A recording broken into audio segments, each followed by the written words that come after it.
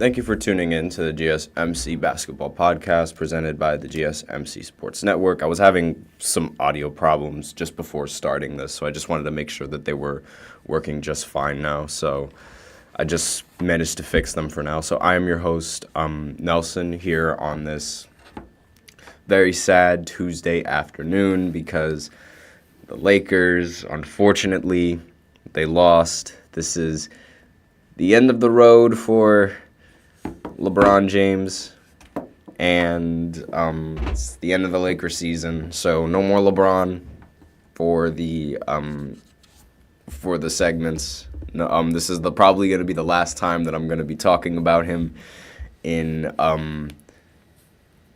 and unless he tweets something out, and actually I'll probably talk about him for the Olympics, so I have to wait until then. But other than that, this is the end. And it was pretty disappointing the way they went out, I do have to say. But that's obviously going to be the first segment, talking about Denver's win. And then in the second segment, we are going to be talking about Oklahoma being the youngest team to win a playoff series in the NBA. So, and they also were able to win in a sweep against the Pelicans. So that's going to be the second segment. And then in the third segment, we are going to be talking about the Celtics going up 3-1 in the series against the Miami Heat, being able to steal both of the games that were away. And now they're going to go into TD Garden, expected to win the next home game. Now, before I begin, I like to remind everybody to please use the link in the description to get your comments recognized, or the link displayed below the ticker on every single show segment. It is gsmcspodcast.net. Really helps the show, makes the show much more interactive between myself and you guys. Once again, the link is gsmcspodcast.net. And with that out of the way, we can go right ahead and go into the first segment of the podcast, which is going to be talking about the Denver Nuggets being able to. Let me just move this light a little bit closer. There we go. The Denver Nuggets, they were able to finally end the series against the Lakers in 5 games. They won off of another Jamal Murray game winner in the final seconds of the game to make the final score 108-106. And again, just another painful way to go out if you're the Lakers, losing to Jamal Murray again off of another Jamal Murray game winner. It's like it's like the same story. It was wash, rinse, repeat for the Lakers every single time. For the last 3 games, they had to see themselves go up by a lot of points, and then they ended up have to lose in the end. Then they ended up winning game 4. And then in the final game, they had to watch Jamal Murray hit another game winner to seal the game. Now, if you're LeBron had 30 points, 11 assists, and 9 rebounds. And much like every single time in his career, his team lets him down with the game and the balance. Anthony Davis, who played very well throughout the entirety of the playoff series, had his first pretty lackluster performance with only 17 points. Now, he didn't play bad. He just didn't get enough. He just didn't score enough. Like 17 points in an elimination game. Like, again, he shot 8 for 11 from the field, which isn't bad, but you have to have like at least 20 or 25 points when you're Anthony Davis and you're in an elimination game like that. Austin Reeves ended the game with 19 points, D'Angelo Russell shot 6 of 15 from the field with only 14 points. And LeBron, like I said, 30 points, and he shot 11 for 21 from the field. Obviously was the biggest reason why the Lakers were even a factor in this game. And Gabe Vincent, everyone was hyping up his return. He ended up scoring 0 points, going 0 for 2 from the field. So, yay. And that was basically it for all of the scoring for the Lakers. And Roy Hachimura, he ended the game 6 for 15 from the field with 15 points. So I have no idea what Roy Hachimura was doing the entirety of the series. He was almost a non-factor for the Lakers for like Game 1, Game 2, Game 3, and Game 4. And D'Angelo Russell, he only had like a couple of games where he was really good. He only had 2 games in this entire series where he was good, and in only one of those games were they able to win. And obviously, like, that was one of the biggest reasons as to why the Nuggets were able to win in this series. And obviously, like, not having a primary defender to be able to guard someone like Jamal Murray is also just not going to help the Lakers whatsoever, because Jamal, he ended the game with 32 points and 7 assists.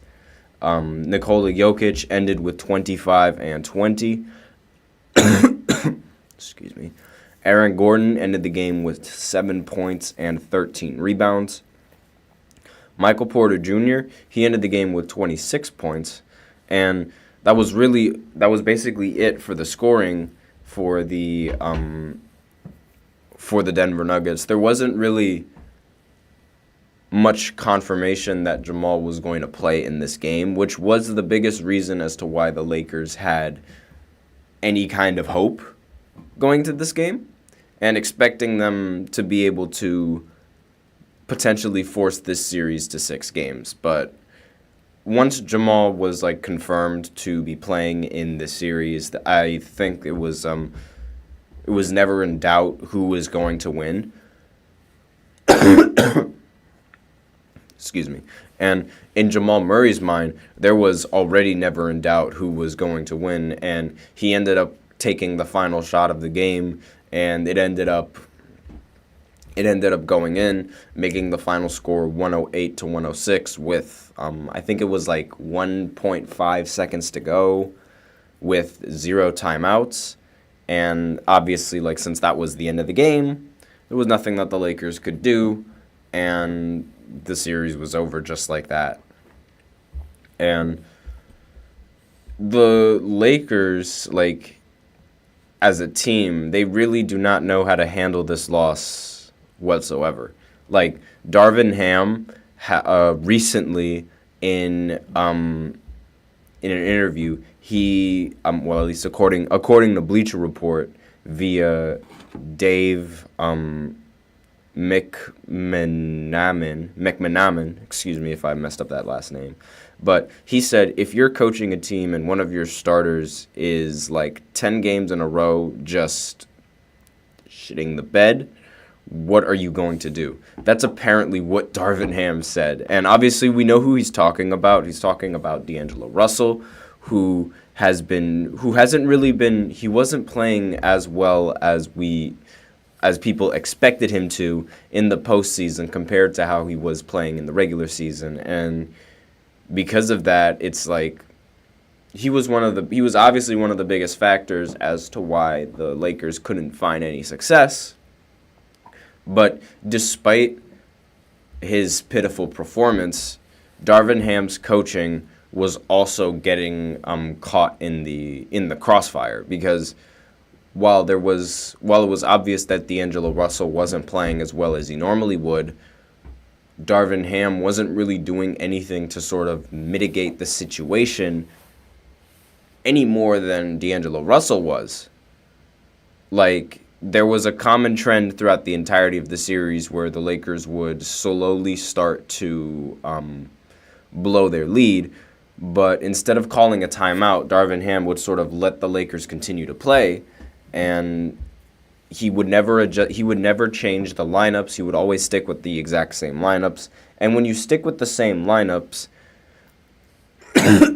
excuse me, when you stick with the same lineups, it just becomes a lot easier as the series goes on for the team to defend you, because since you're only using, like, let's say, like, if you're the Lakers, you're only using seven players from your team, then you already have a game plan set before you go into every other game, because it's like you already know that the other team is only going to use seven other players. And it just makes the game plan a little bit easier. Or even if it's 8 other players, it just makes the game plan a lot easier on how to stop it, and exactly who needs to get the ball when they need to get the ball, this, that, and the other. And another problem that I just read another Bleacher Report comment saying that LeBron James is expecting to retire. It's coming. That's his quote. No idea when it's coming, but that's what he says. I don't see myself falling off anytime soon, but then, like, what am I doing? What more is left? At some point, you got to hang it up. That's what he's saying. I've missed a lot of family time, and they allowed me to do that and never put no pressure on me. That's what LeBron says. So we'll see what exactly LeBron's decision is going to be, because there was also rumors saying that LeBron might decline his player option and decide to become a free agent in this next offseason, and therefore, pick a different team to play with. And if he does decide to leave LA, then it'll be very interesting, like, what team he'll decide to end up on. Now, I'm just looking at another ESPN report saying that a Western Conference executive is saying that Kevin Durant would like to play for the Miami Heat. So another poke at LeBron. He's just copying LeBron's legacy, deciding to take his talents to South Beach. If that does happen, again, that's another thing that is going to happen. That's going to be pretty interesting going into like this free agency. It has a chance to be Paul George could be a free agent, LeBron James could be a free agent, Klay Thompson's probably also going to be a free agent, and we're going to see a lot of players move. Maybe we'll see a lot of players move to different teams. I personally think LeBron should just leave the Lakers. They have done nothing to help him win, and he's just wasting his time there, and he knows it.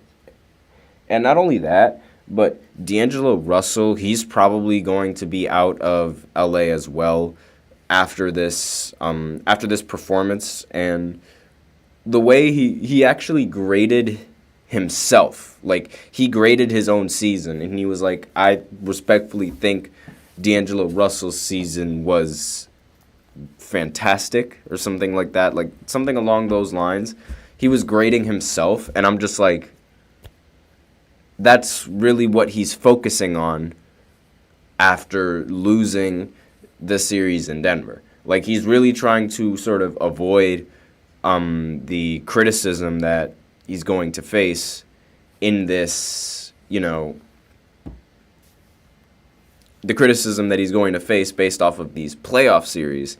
And now the Denver Nuggets, they move on to the next round of the postseason. There's still some more first-round matchups that need to be played, and there's still some more first-round matchups that we have to review as well, because, all these series, they ended relatively quickly, and not every series is going to be taken to only 5 games. There's obviously, there's more series probably going to 6 or 7 games, but as of right now, let me just go ahead and open up the standings just to see what team is going to play what other team in the... Okay, so in the next round, the Timberwolves are expected to play the Denver Nuggets in the second round, and the Thunder are expected to play either between the Clippers or the Mavericks. So that is, to be announced. We still need to figure out exactly who's going to win in that series. And for the Eastern Conference, not a single team has yet to win a playoff series for the East. So we still have to wait for the results on the entirety of the Eastern Conference before we can even see what team can match up against what. But there is a chance that two teams could end their series tonight, and that is the Knicks. They could end the Sixers season tonight and win in 5. And the Pacers could also end the Bucks' season tonight and end it in 5 as well. So those are the two elimination games that are going to be going down today. But we're going to be going into the second segment where I talk about the Oklahoma City Thunder beating the Pelicans in a sweep, and obviously, since they and being the youngest seed not the youngest seed, but the youngest team to ever win a playoff matchup. So I'll be right back after this short break to talk a little bit about OKC and the Pelicans matchup last night. So I feel like I'm losing my mind. Is everybody in the world blind? Please, Lord, give me a sign, a sign. I feel like I'm losing my mind. Is everybody in the world blind? Please, Lord, give me a sign, a sign. I wanna be the greatest. Everybody on the fake shit. I look around and feel like everybody is the fakest. I make this every day and I'm impatient, hoping one day I blow up from the basement. Statement, the top is so vacant. I don't hear shit that I think is amazing. Waiting for my day when I'm playing sold out shows for 1,000 faces. Hey, give me that crown. Get in my way and to be put down. It ain't your place, all this my town. If I want that shit, then I'll get it right now. I'm losing it, the noose it fits. I'm losing shit, a stupid myth. You choose to live or choose to dip. You choose to fight or lose your grip and lose a gift. Oh, I feel like I'm losing my mind. Is everybody in the world blind? Please, Lord, give me a sign, a sign. I feel like I'm losing my mind. Is everybody in the world blind?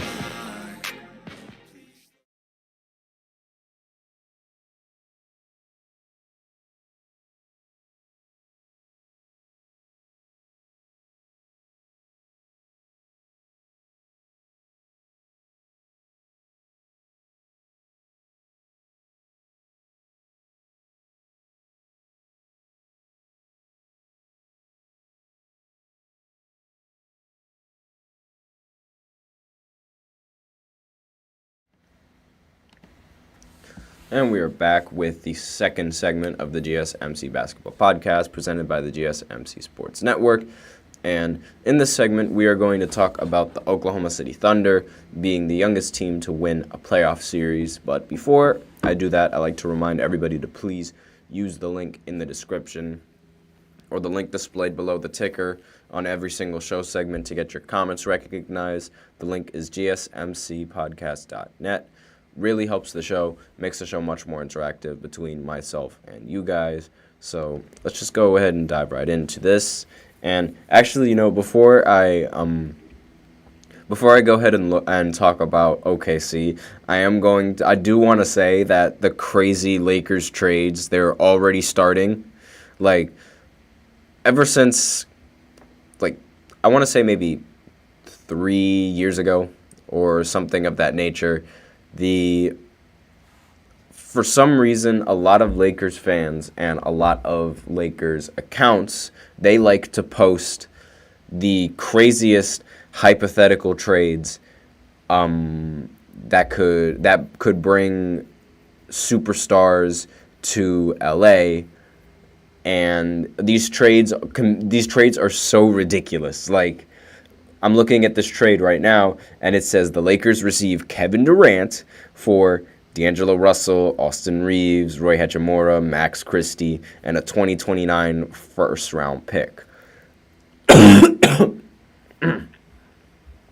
So, obviously, this is a crazy trade, but, again, it's just a crazy trade. And one of the problems for the Suns is that they are basically stuck with their big three for a few seasons. Excuse me. They don't have any draft picks going into the future, and because of that, they have to sort of rely on Devin Booker, Kevin Durant, and Bradley Beal for a majority of the for like at least maybe 2 more seasons. And I mean, that could end really good, but so far it's not proven to be good. But this could be like just, a really like a one bad season for the team, because they still need that chemistry to go up. But for that series, I mean, Kevin Durant, he played all right, but he didn't play nearly as well as you'd expect him to. Like, I think for that series in particular, I might as well continue to talk about that series. The co-MVP is between Anthony Edwards and Rudy Gobert. So he ended the series averaging 31 points, 6 assists, and 8 rebounds with 2 steals on 51, 44, and 84 shooting splits with 64 true shooting percentage. And with Rudy Gobert, he ended the series averaging 15 points, 11 rebounds, and 1 steal with 71 true shooting. And obviously, those two, it's between either of those two. Those two, they played a very important role to winning the series. Now, the Devin Booker, he was the best player on the losing team, averaging 27 points, 3 rebounds, and six assists with 1 steal and 49, 35, 95 shooting splits with 66 true shooting. Now, Nickeil Alexander-Walker, he was really good off the bench for that series. But Bradley Beal, he was really bad for the Phoenix Suns. He only averaged 16 points and 4 assists with 3 turnovers on 44, 44, and 80 shooting splits. And he also did not play very well in Game 4 for only getting 9 points, fouling out, and getting 6 turnovers and shot 4 of 13 from the field. So it's really the fact that it's really Bradley Beal that's sort of been the reason as to why the Phoenix Suns weren't able to have the same success in the postseason as they usually have. But regardless, I'm sure they'll figure it out towards the end. But with OKC, they seem to be a team that has already figured it out in this postseason, as they are the youngest team to ever win a postseason series. They won this final game 97-89, and obviously, they move on to the next round. It's still decided on who they're going to play between either Dallas or the Clippers. But Shai Gilgeous ended the game with 24 and 10. Jalen Williams ended the game with 24 and 8, and Chet Holmgren ended the game with 14 points. Lou Dort ended with 11 points. And Chet also was able to end the game with 9 rebounds. Obviously, this was a very good performance coming in from Shai Gilgeous-Alexander. Great performance overall in the series. I think he's definitely, without a doubt, the series MVP. Without Shai Gilgeous-Alexander, the Thunder wouldn't have won that series whatsoever. He finished the series averaging 27 points, 6 rebounds, 5 assists, and 1 steal on 48, 29, 73 shooting splits, shooting 55% on true shooting from the field. And surprisingly, I thought the Finals LeBron was going to be I call the Finals LeBron the best player on the losing team. I thought it was going to be CJ McCollum who was going to end up being the best player on the losing team, or Brandon Ingram, but instead it was Herbert Jones who finished the series averaging 13 points, nearly 6 rebounds, 1 steal, and almost 3 assists on 39, 33, and 100 shooting splits. Obviously, like, the shooting splits, they weren't really that good. Now, the best player coming off of the bench was Larry Nance Jr., and again, it just really shows just how badly the stars for the Pelicans played in this playoff series. So, excuse me, but Brandon Ingram, he only averaged 14 points per game, 4 rebounds, 3 assists, and 35% from the field, 25% from 3, and 90% from the free throw line on 45% true shooting. So this is obviously, like, really bad. And CJ McCollum, he also did not play well in this series whatsoever. He averaged 17 points. That's how much points he ended off in the series. 4 rebounds, 4 assists, 4 turnovers, and 1 steal on 42% shooting from the field, 24% from 3, and 100% from the free throw line for 47% true shooting percentage. So obviously he played really, really bad in a lot of the games. And Brandon Ingram, in an elimination game, in Game 4, scored only 8 points and shot 2 of 14 from the field. So obviously that is really, really bad coming in from Brandon Ingram. I mean, 8 points on 2 for 14 in an elimination game. Jesus, I can't speak English. Is just unacceptable. And for the Thunder, Jalen Williams, he ended the series averaging 21, 7, and 5. Chet Holmgren ended the series averaging 15, 8, and 2. Lou Dort ended the series averaging 11, 4, and 2. And Aaron Wiggins ended the series averaging 5, 3, and 1 on 66% true shooting. Everyone that I mentioned before shot at least, or averaged at least 57% from true shooting percentages. And Lou Dort shot 67%, had a 67% true shooting, which was really, really good considering how, in the play-in when he, well, not in the play-in, but in the playoffs when he played against James Harden in Houston, he sort of struggled up until the elimination game. And now we've sort of seen, like, the consistency from him overall in this postseason, which was something that was lacking for Lou Dort for a majority of the series. But that's basically, like, my opinions for everybody on this series. And the Thunder, they played very well.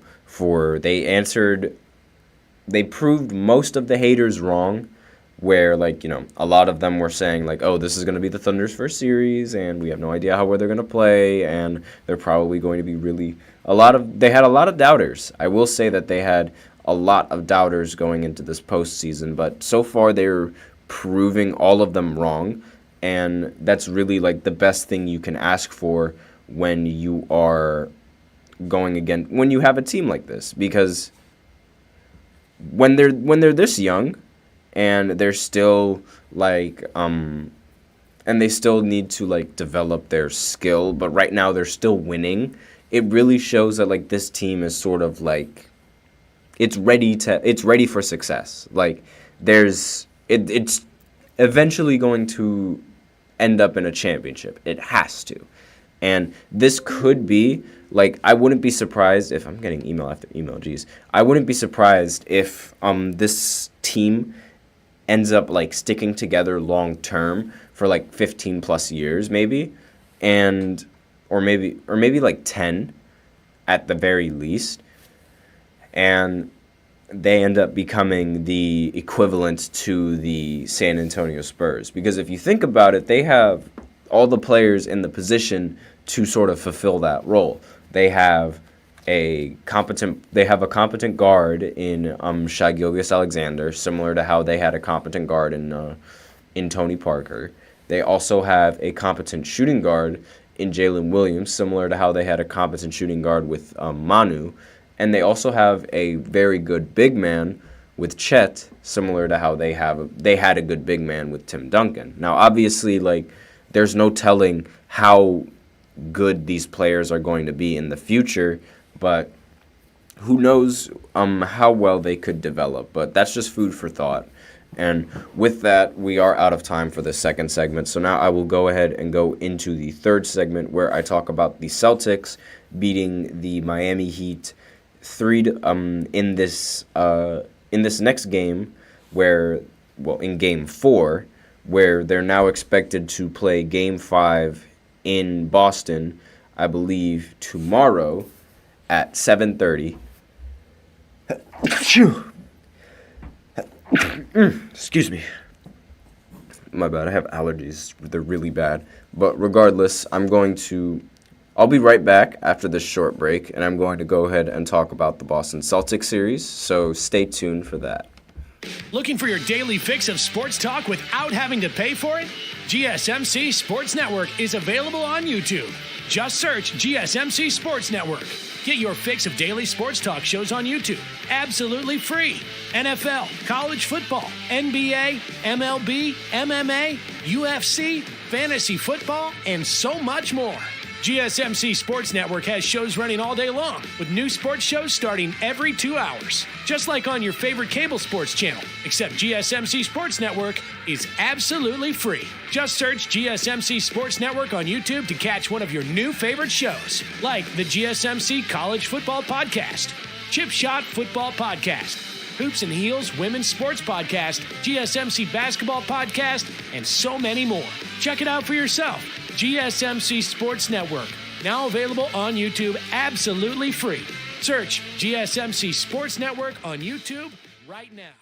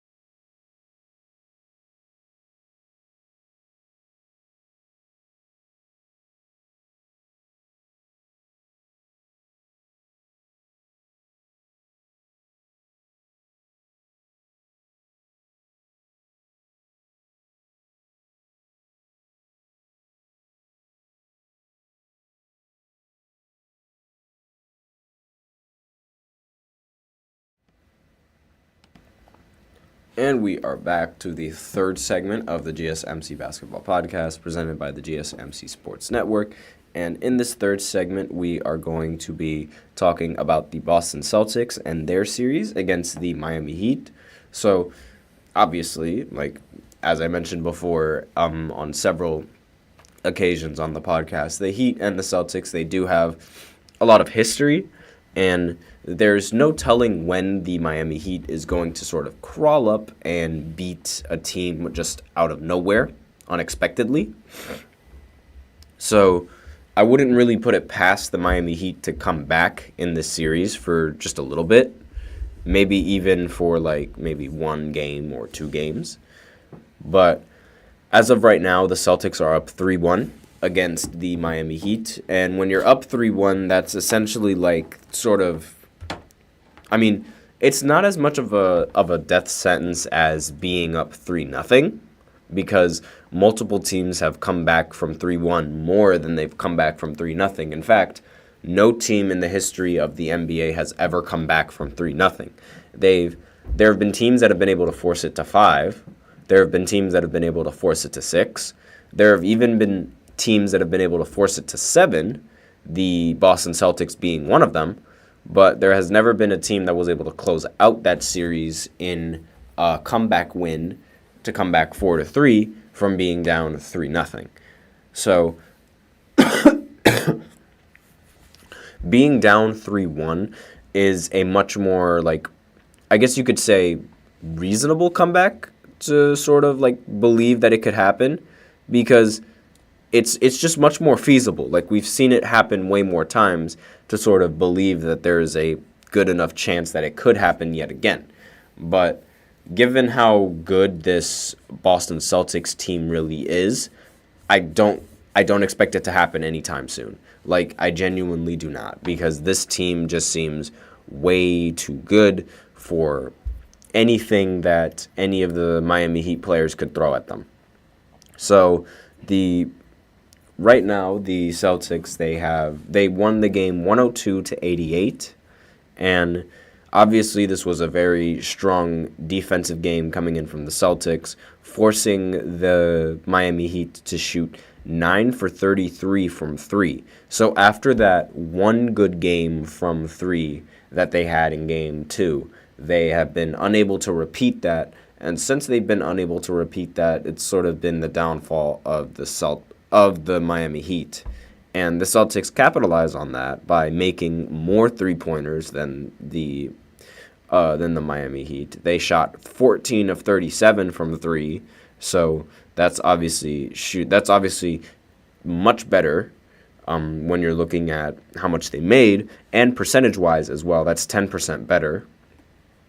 Derek White, he ended the game with 38 points, 4 rebounds, and 3 assists. Lionel Messi was also in attendance for this game, and he's going to leave the game thinking that Derek White is the best player that the Celtics have, because 38 points, that is a very good performance coming in from Derek White. He ended the game shooting 15 of 26 from the field and 8 for 15 from 3. And Jaylen Brown ended the game with 17 points, 5 rebounds, 2 assists, and 2 steals. Drew Holiday ended with 11 points, 6 rebounds, 6 assists. Jason Tatum ended with 20 points and 11 rebounds.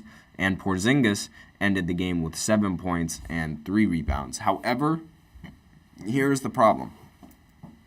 Porzingis had to leave the game early because he got hurt. So there is a slight chance that he might not be available for the next game for the Celtics. And Jason Tatum, I believe he also got hurt from Bam Adebayo in a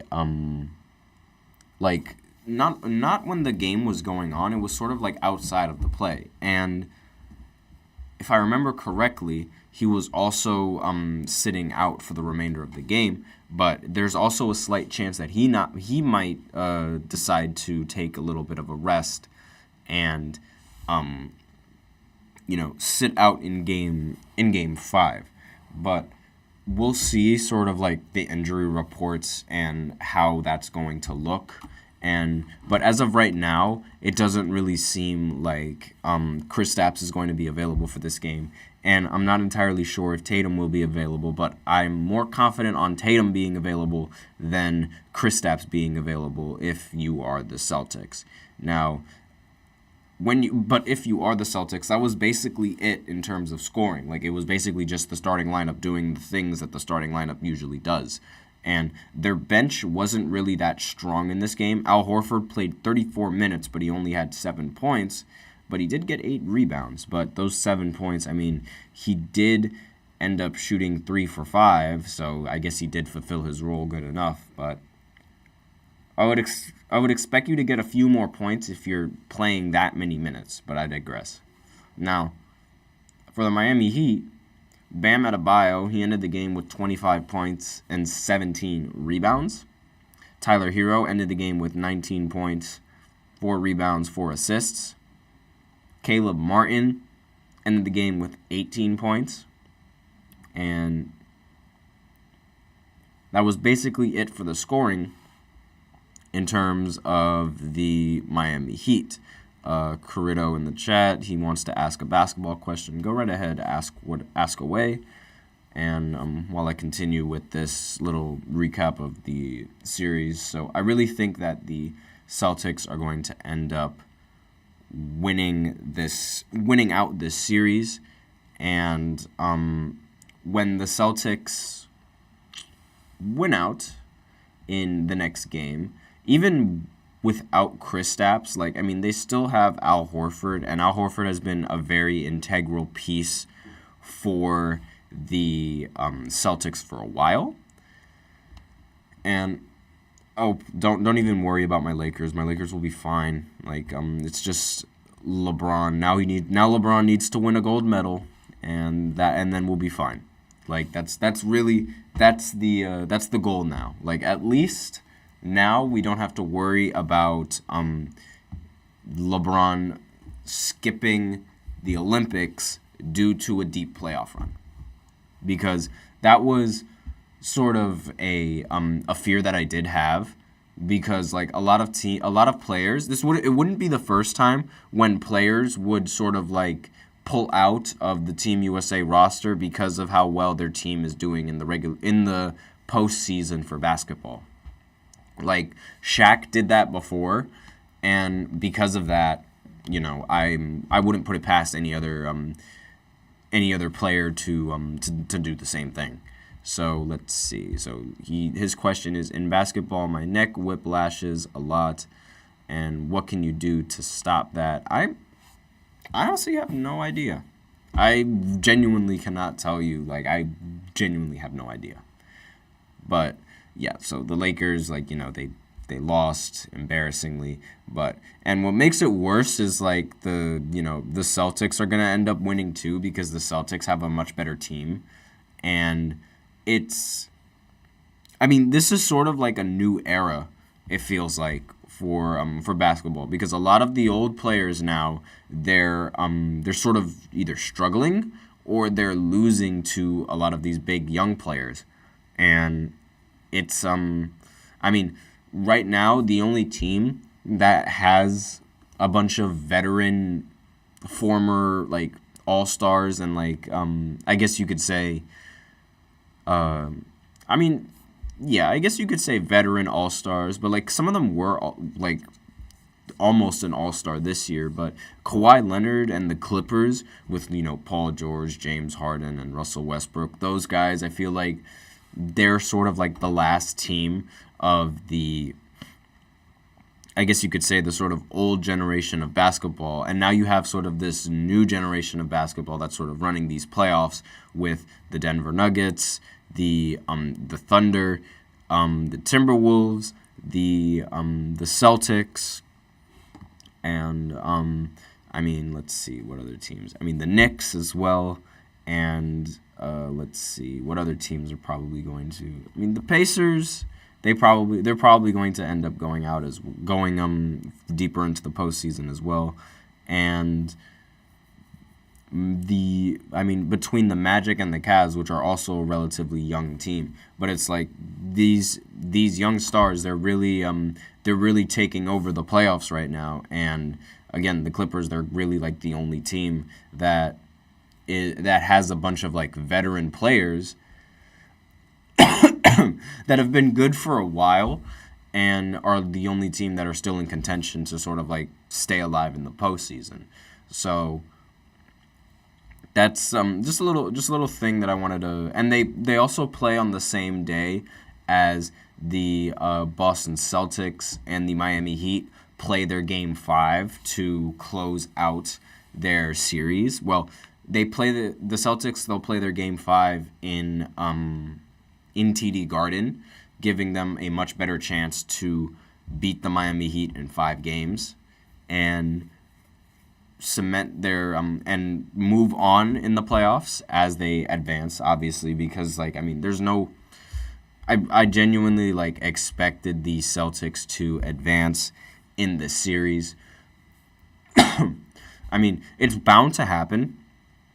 Again, we just really have to see the injury status with Jason Tatum and Kristaps Porzingis. But other than that, there's really, I think there's nothing that the Celtics need to really worry about for this game and, for the next game.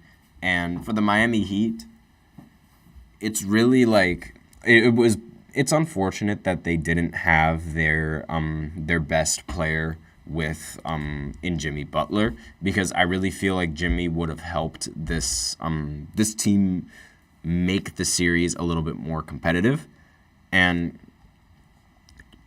I guarantee you, a lot of it's kind of ironic how injuries are sort of the reason why both the Miami Heat and the Milwaukee Bucks can't find success in this postseason.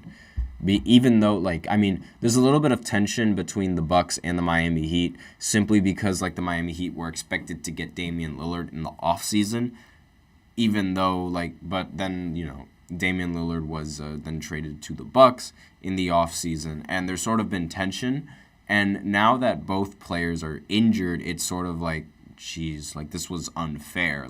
Now it's both of those teams are going to have to try. They're most likely going to run it back again simply because of, their injuries. And they, obviously, it's unfair to blow up the entire roster simply because not everybody was even on the entire roster when the playoffs were happening. So I don't expect the Miami Heat to blow up the roster yet again, but I do expect them to maybe get a little bit more help in the offseason for Jimmy.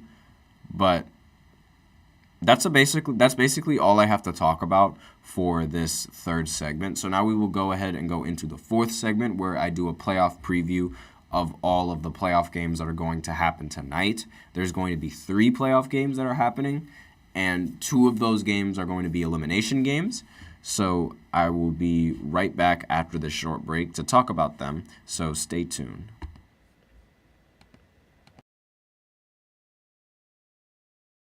For the best and latest podcasts available anywhere, go to the podcast app on your cell phone and type in GSMC to access free content-rich podcasts on health and wellness, book reviews, sports, entertainment, relationships, social media, movies, technology, finance, and even weird news. Subscribe and download the GSMC Podcast Network's family of shows, available everywhere podcasts are found.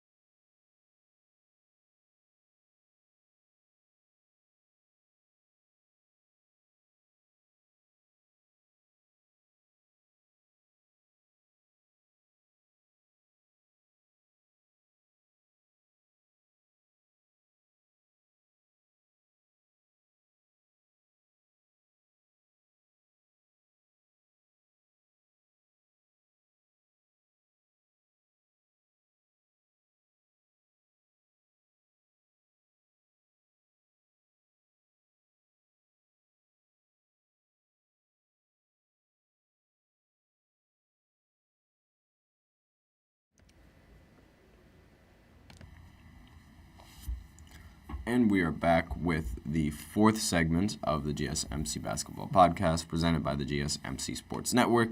And in this fourth segment, we are going to be doing a little playoff preview of all the playoff games that are going to go down tonight. Now, I said there are going to be 2 elimination games, and they're both going to be happening on TNT.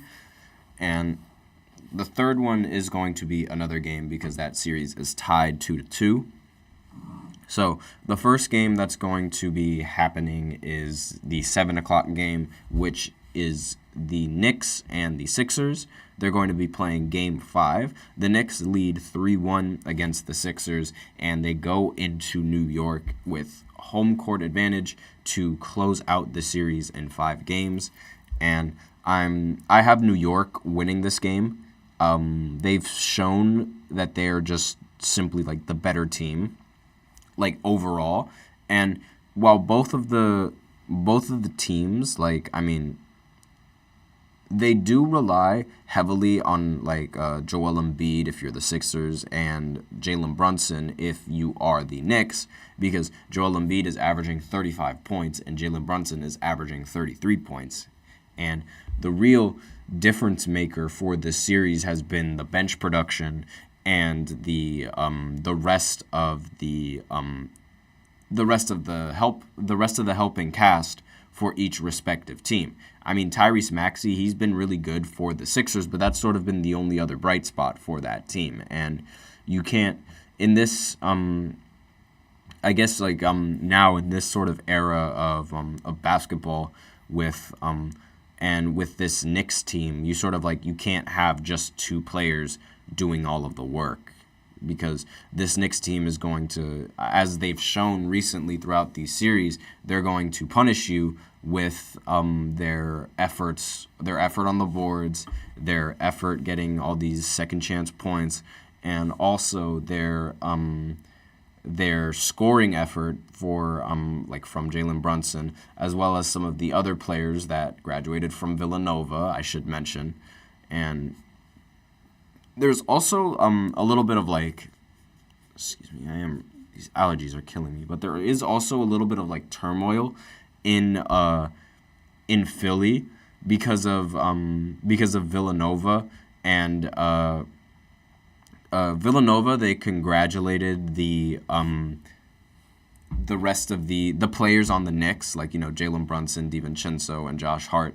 They congratulated a lot of their players on the Knicks because, I mean, they did graduate from Villanova, and they are like rather like respected in the Villanova fan base. But a lot of Philly fans, they didn't like how Villanova was sort of praising them, given how Philly and the team for Philly is in a playoff series against the team that they're on. So it's like, I somewhat understand like why a lot of these Philly fans are like really upset, because it's like when they're on our team, yes, we like them, but when they're not on our team, we don't like them. But it's sort of different when you're talking about colleges, and I really think that it shouldn't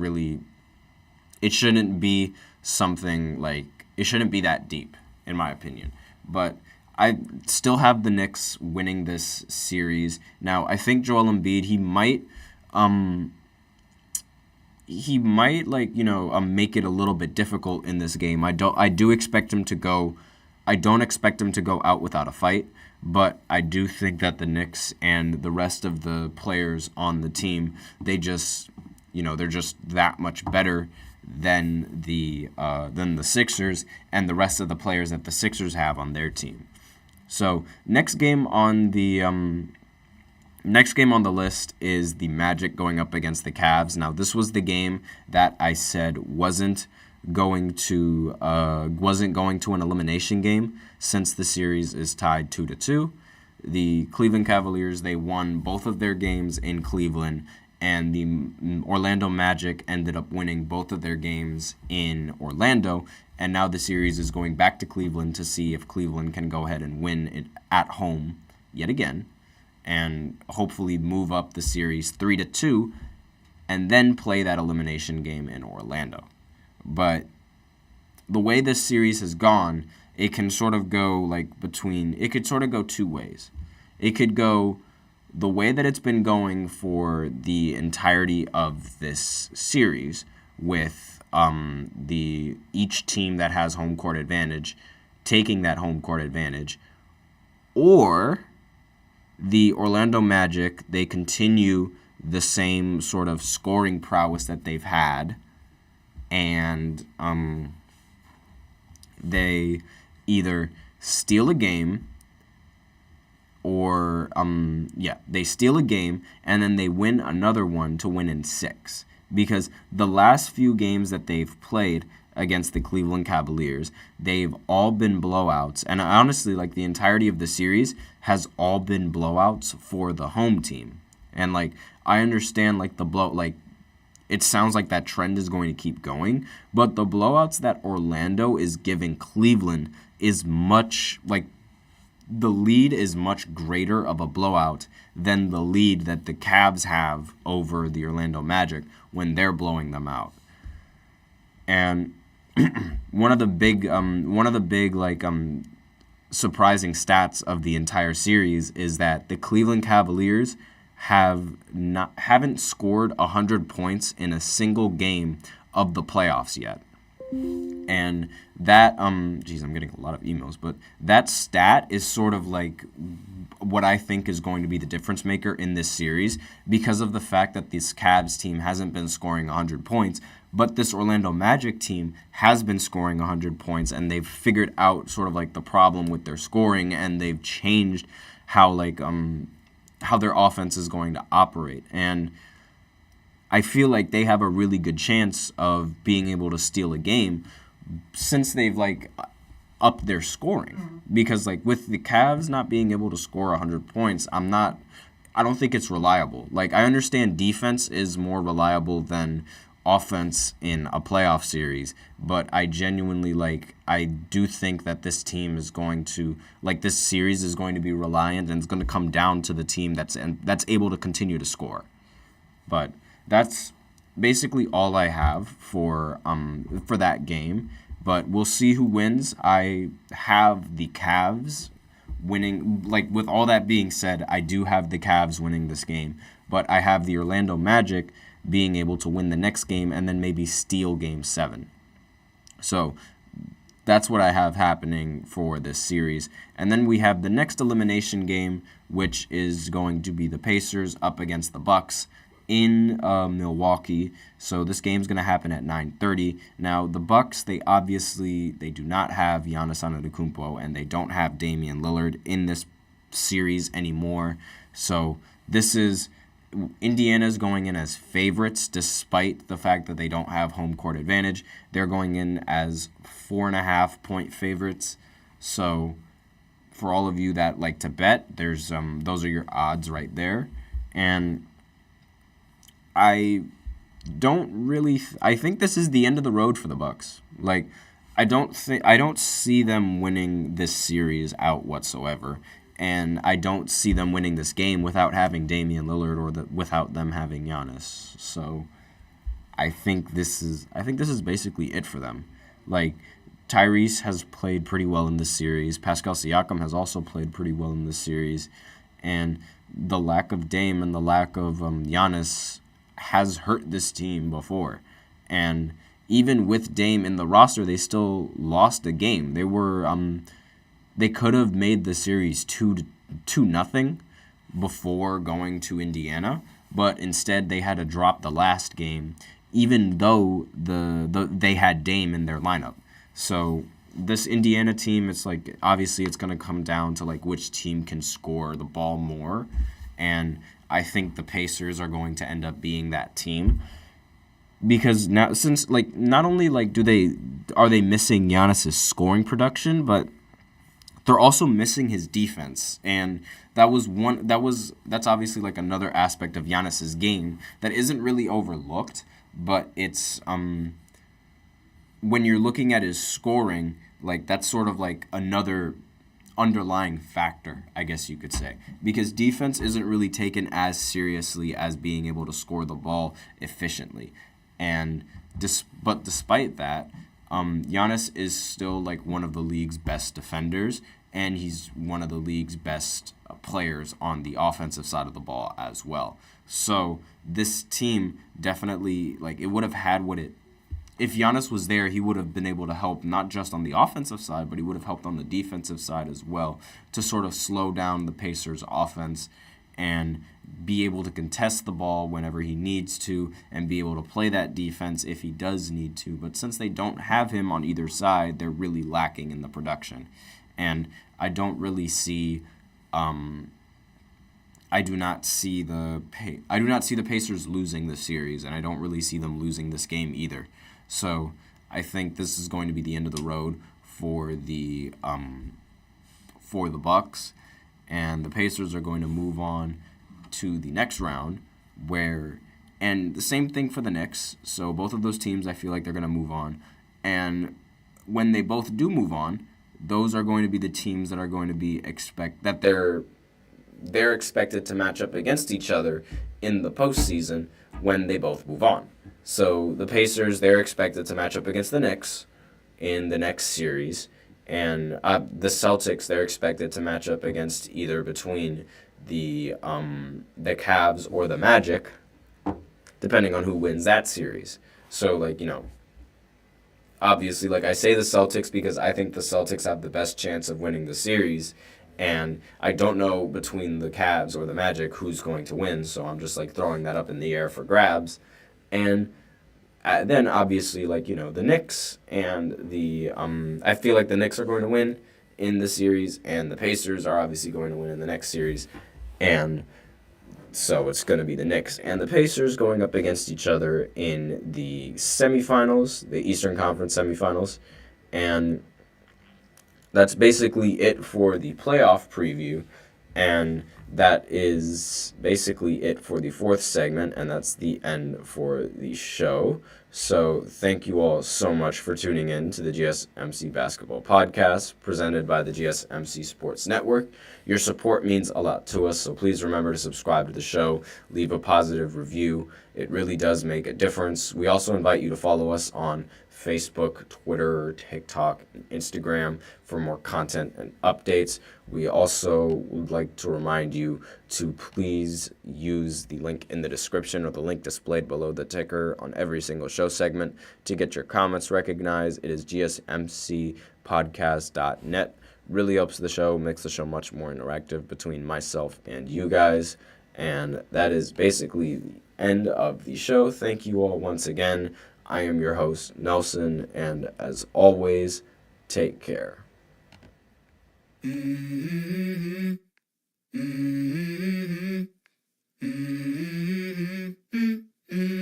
go. I wake up to a little bit of drool on my pillow, feel like it's gonna be a bad day. Yeah, I'm tired of shit, and the coffee ain't hit.